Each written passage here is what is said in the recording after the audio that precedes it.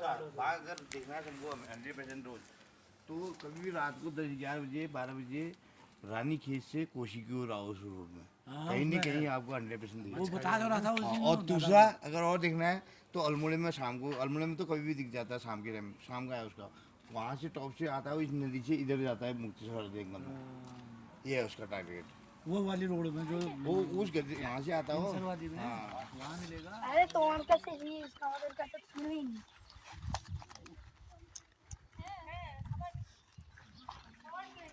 এই জায়গাটা নাম এইটার নাম কি মন্দিরটা? এটা এটা মহাকাল মন্দির বলি আমি, এখানকার অর্ধেক লোকজন জানেই না।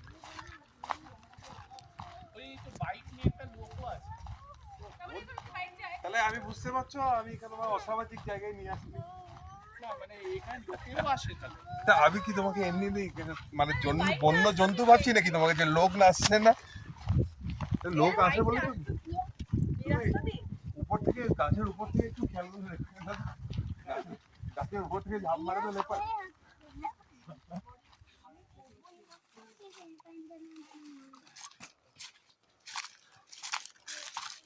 বাবাকে তো পিছন করে আসতে নেই, তাই জন্য এই সামনে দিক দিয়ে নিয়ে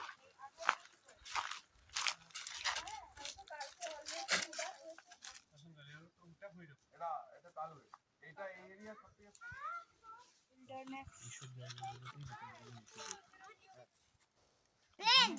কি করলে? তাহলে এবার আমরা রওনা দিই। চলো এইদিকে চলো যেরকম আমাদের এনেছো সেরকম আমাদের জায়গায় পাঠিয়ে দাও, কি বল? তুমি সাবধানে উঠো এটা নিয়ে। আরে বাবা 8 ঘন্টা হয়নি এখন। এই এতগুলো ফল কুড়ালাম, গাছে প্রচুর ফল হয়েছে। আমরা গেছিলাম ওই মন্দিরে, এখান থেকে একটুখানি নিচে আছে, জায়গাটা খুবই সুন্দর। রানীখাতের যে গল্ফ কোর্সটা আছে তার ভেতরে চারিদিকে প্রচুর পাইন ফল পড়ে আছে, কিন্তু যেগুলো পছন্দ হয়েছে কয়েকটা নিয়েছি। এখানে বড় আছে। এই চারিদিকের ভিউটা হচ্ছে এরকম। মনে থাকবে, যদি আবার কোনো দিন হয় সময় সুযোগ, নিশ্চয়ই এই জায়গায় আবার আসবো। বিউটিফুল জায়গা। জায়গাগুলোতে লেপার্ডের খুব ভয়, এখানে প্রচুর লেপার্ড আছে।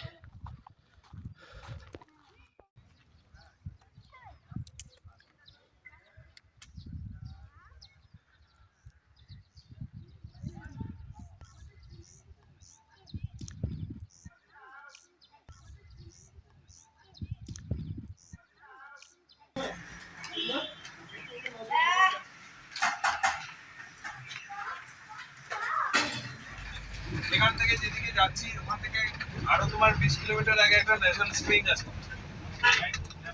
হ্যাঁ সেটা সেটা হ্যাঁ इधर निकल के पूर्णागिरी पर्वत যেটা শ্রীলঙ্কায় নিয়ে গেছিল আমাদের, আর এটাই প্রতিষ্ঠিত হনুমান।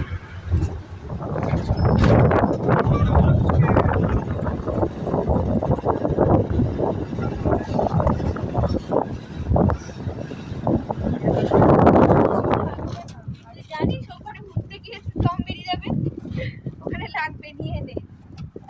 ঠিক আছে তাহলে হ্যাঁ আমি জল অবশ্যই নিয়ে নেওয়া উচিত, আমি নিয়ে তাহলে চাপ আছে। বল